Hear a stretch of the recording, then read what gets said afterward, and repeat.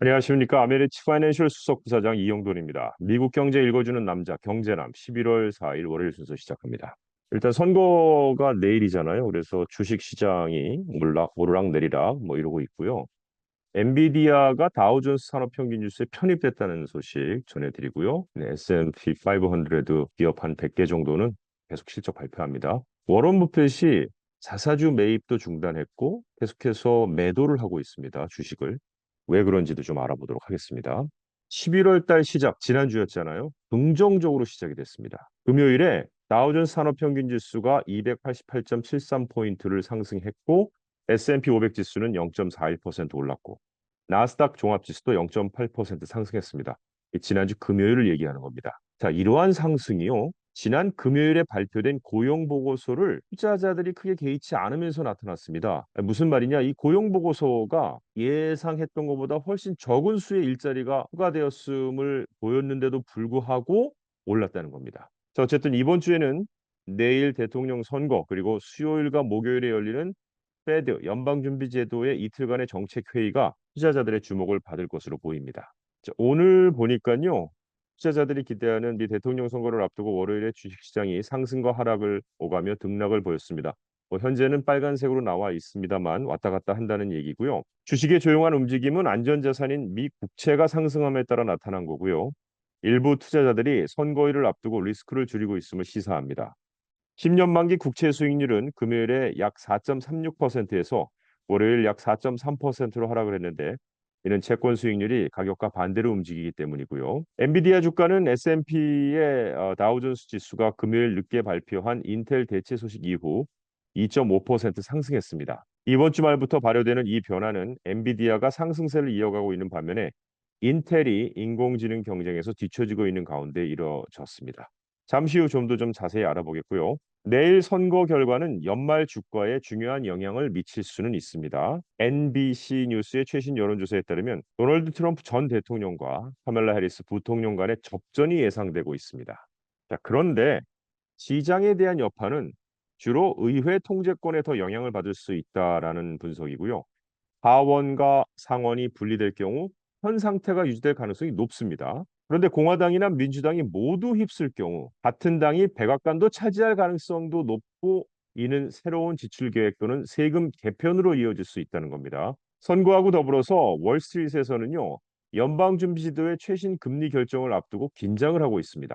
CME 그룹의 페드와치 도구에 따르면 거래자들은 중앙은행의 정책 회의가 종료될 때 96%의 금리 인하 가능성을 예상하고 있습니다. 이 금리 인하는 지난 9월에 50 베이시스 포인트 초대형 인하에 이은 조치가 될 것으로 파악하고 있습니다. 파월 연준 의장의 회의 후 발언에 더 큰 주목이 쏠릴 예정이고 월가는 연준의 향후 금리 조치에 대해 더 많은 정보를 기다리고 있습니다.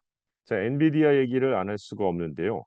다우존스 산업평균 지수에 편입이 되며 경쟁사인 인텔을 대체하게 됩니다. 자, 이것은 인공지능 붐과 반도체 산업의 주요 변화를 반영하는 블루칩 지수의 개편이 될 텐데요. 이 변경은 11월 8일에 이제 시작을 합니다. 자, 또한 셔윈 윌리엄스가 다우 잉크를 대신해서 지수에 편입된다고 다우존스가 발표를 하기도 했는데요. 셔윈 윌리엄스하고 다우에 대해서는 조금 이따 얘기해 드리고요. 엔비디아는 지난해 약 240% 상승했어요. 이어서 2024년 들어서도 170% 이상 주가가 상승했습니다. AI 칩 제조사에 대한 투자자들의 관심이 폭발적으로 증가했기 때문인데요. 마이크로소프트, 메타, 구글, 아마존 등 기업들은 AI 작업을 위해서는 엔비디아의 H100과 같은 그래픽 처리 장치 CPU를 대량 구매해서 컴퓨터 클러스터를 구축하고 있기 때문입니다.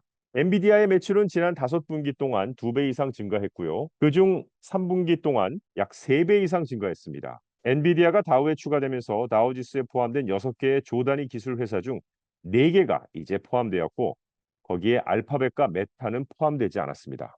다우지수는 30개의 구성 요소로 이루어져 있고 전체 시가총액이 아닌 개별 주식의 주가에 따라 가중치가 부여되는데요. 자, 이번 변경은 2월 아마존이 월그린 부츠 얼라이언스를 대체한 이후의 첫 번째 개편이고요. 다우지수는 수년간 가장 큰 기술 회사들에 대한 노출을 늘리기 위해 변화해 왔습니다. 자, 그럼 셔윈 윌리엄스가 다우 잉크를 대신해서 다우존스 산업평균 지수에 편입됐다는 이 말은 다우존스 산업평균 지수를 구성하는 30개 주요 기업 리스트에 셔윈 윌리엄스가 새롭게 포함되고 그동안 포함되어 있던 다우 잉크는 빠진다는 얘기입니다. 저윈 윌리엄스는 페인트와 코팅제를 제조하는 회사로 인프라와 건설 분야에서 큰 역할을 하고 있고요. 반면에 다우 잉크는 화학 회사로 다양한 산업에 화학 제품을 공급해 왔습니다. 이번 변경은 다우지수가 더 다양한 산업을 반영하려는 목적을 가질 수 있다고 분석되고 있습니다.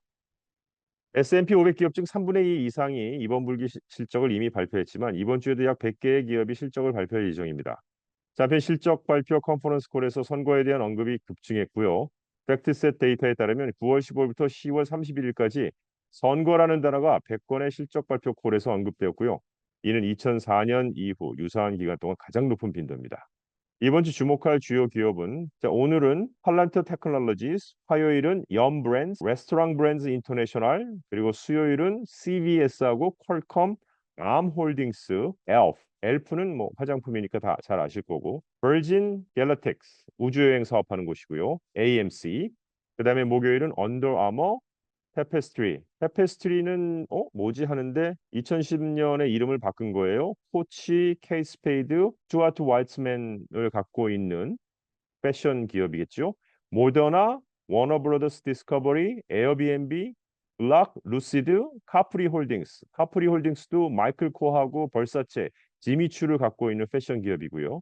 리비안, 드래프트킹, 그다음에 금요일에는 파라마운트가 실적 발표를 합니다. 워런 버핏이 최근 주식을 매도하는 추세를 이어가며 자사주 매입을 멈췄습니다. 그의 버크셔 해서웨이 그룹이 9월 말까지 약 361억 달러의 주식을 매도했습니다. 3분기 동안 애플 지분 약 4분의 1을 처분했고 2분기에 2,769억 달러에서 기록적인 3,252억 달러로 증가했습니다. 버크셔의 현금 잔고는 나이키나 골드만삭스, 코카콜라, 디즈니의 시가총액보다도 큰 상황입니다. 자, 버크셔 해서웨이의 주식 정리의 배경으로 세 가지가 있는데요. 첫째로는 워런 버핏이 대다수 주식이 과대평가돼 있다고 본다는 것입니다.